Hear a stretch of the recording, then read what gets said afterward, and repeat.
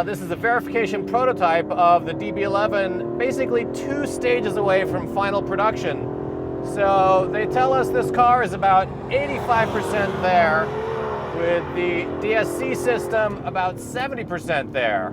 Fascinating dichotomy of the Aston Martin character now, because this is the first Aston that is turbocharged.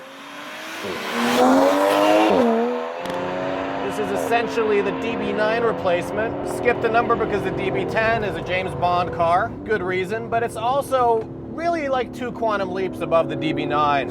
Very lucky to get an early crack at this car because there's a lot of things that still haven't been finalized. But I can tell you first off, turbo is very different from the naturally aspirated experience. You do get a ton of torque down low, which you didn't quite have before. 700 Newton meters at 1500 RPM. So it really pulls from lower RPMs.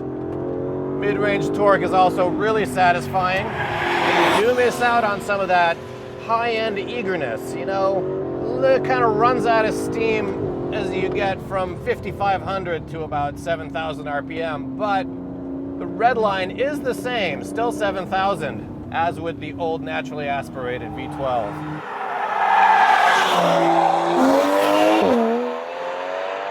Now, another thing this car really stands out with is the fact that it feels a lot smaller than the DB9 on the track. They've grown leaps and bounds in terms of being able to take a GT car and make it variable enough to be tossable around a racetrack. There's no way you could have done this in a DB9 previously.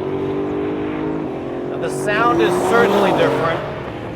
You miss some of the crackles and burbles and really aggressive sounds of the old engine.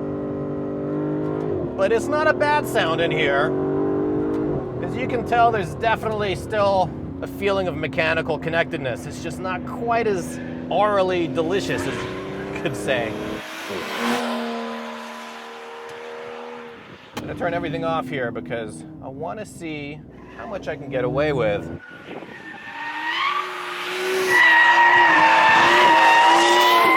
Haha!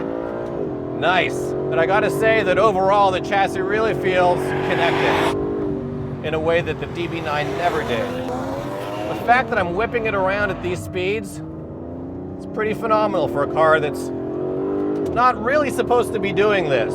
Considering this is the car whose traction and stability systems are not nearly done, which shows you that the fundamentals are really there underneath. The chassis really feels connected. You know what it's doing. No surprises.